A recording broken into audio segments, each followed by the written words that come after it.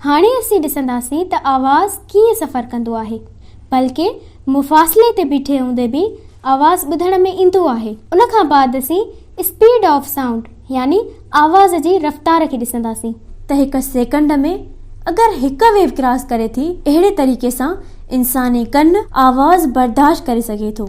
Ultrasound अस्पतालुनि में bouquet जी पथरी भञण लाइ रोशनीअ जी आवाज़ बि तवानाईअ जो हिकु क़िस्म आहे जेको हिकु जाइ खां ॿी जाइ ताईं सफ़र करे सघे थो। आवाज़ ॿियनि ज़रियनि मंझां हिकु ज़रियो इहो मालूम करण जो बि आहे त असांजे इर्द गिर्द छा हली रहियो आहे। हाणे असीं ॾिसंदासीं त आवाज़ कीअं सफ़र कंदो आहे। जॾहिं असीं हिकु ड्रम वॼाइण वारे खे ॾिसंदासीं त वॼंदड़ ड्रम जो आवाज़ ॿुधण लाइ असांखे पंहिंजा कन उन ड्रम ते रखण जी ज़रूरत नाहे पवंदी, बल्कि मुफ़ासिले ते बीठे हूंदे बि आवाज़ ॿुधण में ईंदो आहे। मतिलब त आवाज़ हवा में सफ़र करे सघे थो। हवा में वाइब्रेट कंदड़ मॉलिक्यूल्स जी मदद सां आवाज़ कननि ताईं पहुचे थो। जॾहिं कंहिं बि मीडियम में लर्ज़िश थींदी आहे त उन मां लहरूं निकिरंदियूं आहिनि। अहिड़ियूं लहरूं जेके पोइते ऐं अॻिते वञनि तिन खे लॉन्गिट्यूडिनल वेव्स चइबो आहे। अहिड़ी लहर जेका हेठि मथे थिए उनखे ट्रांसवर्स वेव चइबो आहे। आवाज़ जूं लहरूं ऑसिलेशन जो मिसाल आहिनि। ऑसिलेशन अहिड़ी चुरपुर खे चइबो आहे जेका हेठि मथे ऐं अॻिते पोइते थिए। उन खां बाद असीं स्पीड ऑफ साउंड यानी आवाज़ जी रफ़्तार खे ॾिसंदासीं। आवाज़ जूं लहरूं सफ़र करण दौरान वक़्तु वठंदियूं आहिनि। रोशनी आवाज़ खां वधीक तेज़ सफ़र कंदी आहे। इहो ई सबबु आहे जो खेवण जी रोशनी पहिरियां नज़र ईंदी आहे ऐं गजगोड़ जो आवाज़ बाद में ॿुधण में ईंदो आहे। हाणे हिन चार्ट जी मदद सां पढ़ंदासीं मीडियम ऐं आवाज़ जी रफ़्तार। अगरि हवा जो टेम्परेचर 0 सेंटीग्रेड हुजे त आवाज़ जी रफ़्तार 330 मीटर पर सेकंड हूंदी।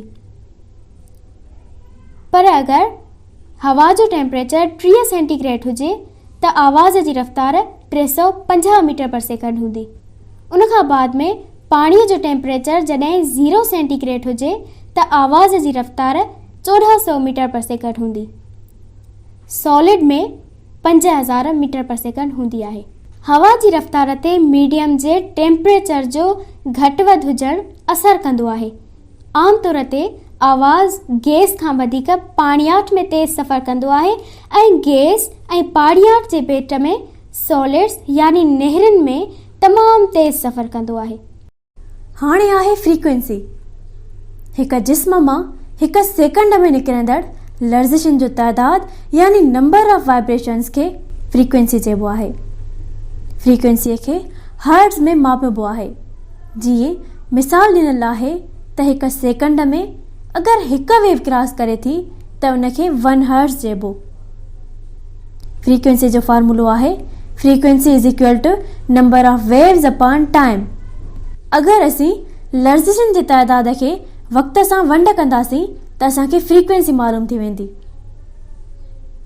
अहिड़े तरीक़े सां इंसानी कनु 20 खां 20,000 हर्ट्ज़ जी रेंज ताईं आवाज़ बर्दाश्त करे सघे थो।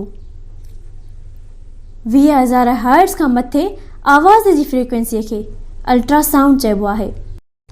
अल्ट्रासाउंड अस्पतालुनि में बुके जी पथरी भञण लाइ ऐं पिते जी पथरी बिना सर्जरी जे भञण लाइ इस्तेमालु कयो वेंदो आहे।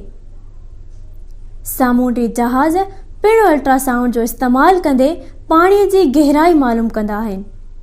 अहिड़ा आवाज़ जेके 20 हर्ट्ज़ खां घटि हुजनि तन खे इंफ्रासाउंड चइबो आहे। इंफ्रासाउंड खे ज़िलज़िले जी मॉनिटरिंग करण लाइ ऐं पथरनि जी बनावट जे मुताले लाइ बि इस्तेमालु कयो वेंदो आहे। हाणे आहे एम्पलीट्यूड। आवाज़ जी ऊचाईअ खे एम्पलीट्यूड चइबो आहे। मिसाल हिकु साउंड वेव में जॾहिं आवाज़ मीडियम मां ऊचो हूंदो त हीअ लकीर मथे थींदी। इन लकीर जी ऊचाईअ खे एम्पलीट्यूड चइबो आहे। हिकु वेव जो हेठियों हिसो ट्रफ ऐं मथियों हिसो क्रीस्ड हूंदो आहे। ॿिनि क्रीस्ड जे विच ऐं ट्रफ जे विच वारे मुफ़ासिले खे वेवलेंथ चइबो आहे। ओसिलोस्कोप जी मदद सां असां एम्पलीट्यूड ऐं साउंड वेव खे मापे सघूं था।